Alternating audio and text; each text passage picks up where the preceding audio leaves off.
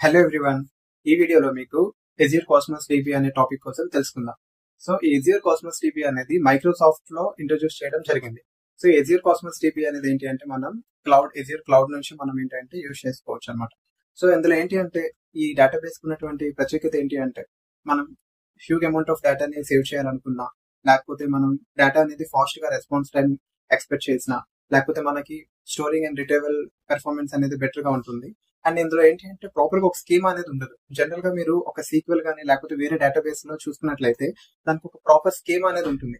ఆ స్కీమా ఉండడం వల్ల ఏమవుతుందంటే ఆ స్కీమా చేంజ్ అయిపోతే ఏమవుతుంది, మళ్ళీ మనం బ్యాక్ ఎండ్ లో అప్డేట్ చేయడం ఇవన్నీ చాలా మిస్ మ్యాచెస్ అవుతాయి. ఇవన్నీ మనకి కొన్ని ఇష్యూస్ అనేవి ఉంటుంది.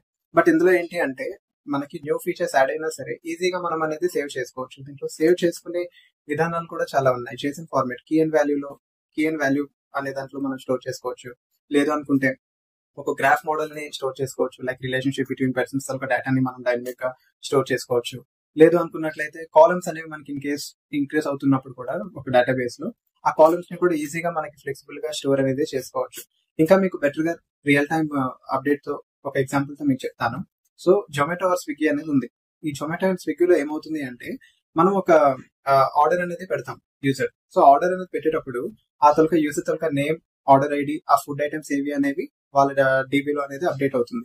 అప్డేట్ అయిన తర్వాత రెస్టారెంట్ సైడ్ నుంచి కూడా వాళ్ళ ఫుడ్ ని చూసిన తర్వాత ఆ ఫుడ్ అవైలబిలిటీ అనేది ఎంత టైంలో ప్రిపేర్ అవుతుంది అండ్ అది ప్రిపరేషన్ లో ఉంది, తర్వాత డిస్పాచ్ అవుతుంది, తర్వాత అది డిస్పాచ్ అయిపోయింది. సో అక్కడ రెస్టారెంట్ నుంచి హోమ్ డెలివరీకి ఎంత టైం పెడుతుంది, ఇవన్నీ కూడా డైనమిక్ గా డేటా అనేది అప్డేట్ అవుతుంది బ్యాక్ ఎండ్ లో. సో ఈ డేటాబేస్ లో అప్డేట్ అయ్యేటప్పుడు ఈ రియల్ టైం డేటా అనేది చాలా బెటర్ వేలో చాలా ఫాస్ట్ గా మనకి అప్డేట్స్ అనేవి చూపిస్తుంది అనమాట యాప్. సో ఇలాంటి రియల్ టైం డేటాకి చాలా హెల్ప్ఫుల్ అవుతుందండి ఎజియర్ కాస్మోస్ డిబి అనేది. అండ్ మనం గ్లోబల్ లెవెల్లో కూడా డిఫరెంట్ కంట్రీస్ లో కూడా యూజ్ చేసినప్పుడు ఏంటి అంటే ఈ రిక్వెస్ట్ అండ్ రెస్పాన్స్ టైం అనేది చాలా ఫాస్ట్ గా ఉంటుంది. ఎందుకంటే huge amount of data, lakhs of customers అనేది ఉంటారు ఆర్డర్ చేసేటోళ్ళు కానీ లేకపోతే అలా. సో అలా లాక్స్ ఆఫ్ కస్టమర్స్ కి వాళ్ళ యొక్క డేటా ఎంట్రీస్ ఏవైతే ఉంటుందో each and every individual person తొలక డేటా అనేది చేంజ్ అవుతూ ఉంటుంది ఎవ్రీ ఫ్యూ మినిట్స్ కి. సో అదంతా ఏంటి అంటే రియల్ టైమ్ లో ఒక లార్జ్ స్కేల్ లో చూసుకున్నట్లయితే ఎజియర్ కాస్మోస్ డిబి అనేది చాలా బెటర్ గా పెర్ఫార్మ్ చేయడం అనేది జరుగుతుంది. దీంట్లో ఏంటి అంటే మనకి ఫ్లెక్సిబిలిటీ ఉంటుంది. స్కీమా తొలక చేంజ్ అయిపోతే మళ్ళీ ఇష్యూ అవుతుంది అలాంటి టెన్షన్స్ ఏం లేవు. అండ్ మనకి ఎంత అమౌంట్ ఆఫ్ డేటా అయినా సరే చాలా సేఫ్ అండ్ సెక్యూర్ గా మనం స్టోర్ చేసుకోవచ్చు. డేటా లీక్ అవ్వచ్చు, అలాంటివి ఏమీ ఉండవు అనమాట.